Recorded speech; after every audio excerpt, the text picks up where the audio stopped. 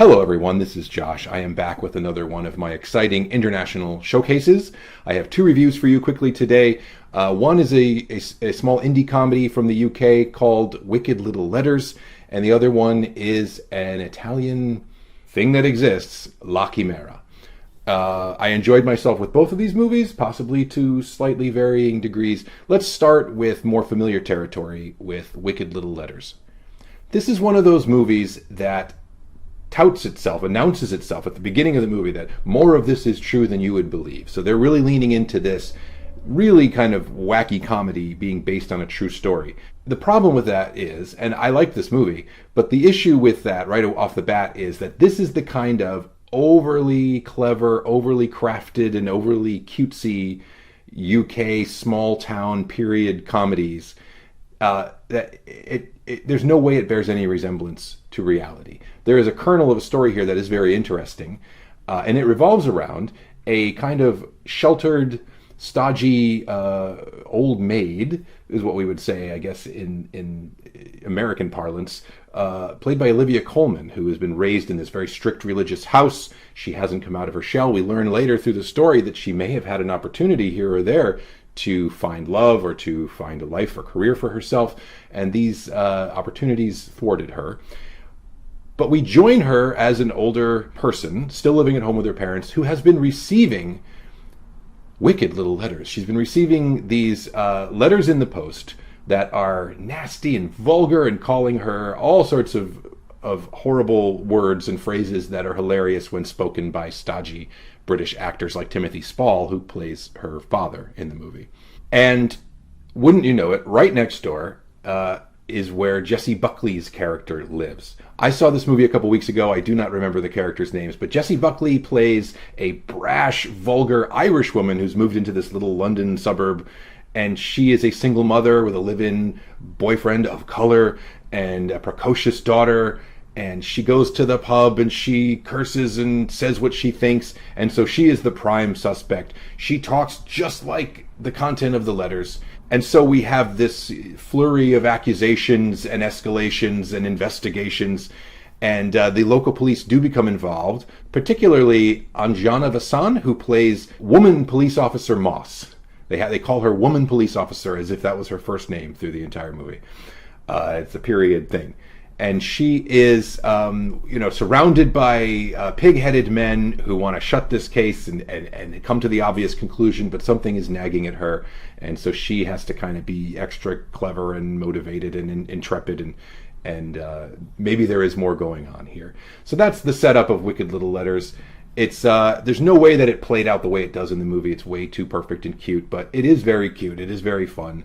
It's also interesting to remember in the middle of the movie, as I did, that just a couple years ago, there was a movie, a lot heavier movie than this, called The Lost Daughter, where Jessie Buckley actually played the young version of Olivia Colman's character in the same movie. But here they are, neighbors, enemies, frenemies, rivals, and it's a lot of fun to see it play out. This movie was directed by Thea Sharrock, who was a theater director who has made a few things for British television and a few films, a rom-com with Emilia Clarke, a couple things with, I think, Bill Nighy, and who is also in Wicked Little Letters as a judge, and very, very more than competent. A really nice, fun movie, but it doesn't feel real. It doesn't feel like you're watching a piece of history because it's so calculated and so, it's a packaged product.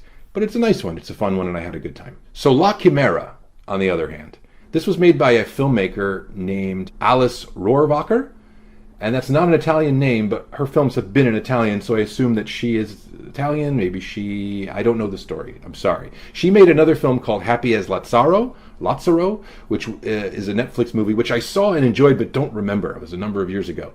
But this is her new movie. It is called La Chimera. It stars Josh O'Connor, who is not Italian. He is a British actor that you may have seen somewhere by now. He is in Luca Guadagnino's Challengers with Zendaya, which comes out next week, and I can't wait to see that and talk about that. That might have the loudest buzz of any movie so far this year. But anyway, you also might know him. My favorite place where I know Josh O'Connor is as the goofy vicar in Emma, the 2020 Anya Taylor-Joy Emma, which, by the way, is an incredible adaptation. I know a lot of people, the Gwyneth Paltrow Emma is their Emma. This one in 2020 with Anya Taylor-Joy, gorgeous cinematography, great costumes, great adaptation, great performances. Emma 2020, don't sleep on it. If you didn't see it when it came out, track it down. It's worth it. It's amazing. But it's very hard to describe what happens in this movie and give any sense of what it's actually like to watch it. If I wrote down the events of this movie, it would have things like grave robber returns from prison to rejoin his gang.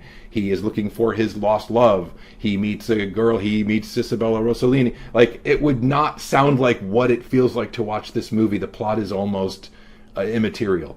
This is a sleepy, dreamlike movie, and yet the marketing of this movie is really leaning into, they use the phrase magical realism in the trailer. And I think that's a little bit misleading because it makes you expect this kind of whimsical, cute, over-the-top kind of journey through Fantasia. Yes, there are scenes of magical realism, or at least of surrealism in the movie, but for the most part, it's a very understated and grounded story that takes place with people that feel like real humans. It's just that it kind of is in its own bubble of reality. It doesn't look like, there's no cell phones, it doesn't feel like the world we live in. It feels like a classic cinema Italy. Everything's a little run down, every building is leaking and everything's dirty, and these people are in the streets drinking and plotting and singing songs about the grave robbers, and but it's not a period movie. It might be, but it's not explicitly. It's very strange. It takes place in its own time and its own reality. And I can't say much about it. I've already given hints about the plot, but it feels too misleading to talk about the plot. So I'll just say I loved watching this movie. It takes a very long time to get your footing. If you're okay with a slow burn, it's not that long, it's about 2 hours long, but it takes a long time to get your footing as a viewer and feel like you know what's going on and what world you're in. But once you do, once I did, I was in, and I really, this movie really amazed me. I love movies where you have no idea what's going to happen next, and it's one of those, but it's also not a big plot movie. It's not like, oh my god, this thing happened. Things do happen, and some shocking things happen, and some beautiful things happen, but it's really about the journey and the characters. And as I mentioned, Isabella Rossellini is in it. I want to mention an actress named Carol Duarte, who plays a woman named Italia, which I assume is a symbolic name. She's kind of this little bit dorky but cute girl, and some of the other characters make fun of her and say Viva Italia, but her performance definitely stands out. I really enjoyed my time with La Chimera. I don't know how, I haven't done justice describing it because I don't think it can be described. I'm just going to recommend it. If you're into this, if art house is your thing, it's also not very challenging if you're worried about content or there are some, like I said, there's some upsetting things that happen in the movie, but it's not a brutal experience. Overall, I would say it was a lovely experience, although very odd. And that's it. I think that was even quicker than I anticipated, but that's my international showcase for this week. As I mentioned, I am going to be seeing Challengers next week. I'm very excited for that one. It looks crazy, but it looks juicy and it looks enjoyable. So I can't wait for that, and I'll be back with that and other surprises. You can support what I do on Patreon or just here on the channel through membership. Links are in the bio. And thank you for watching, and I will see you next time. Josh out.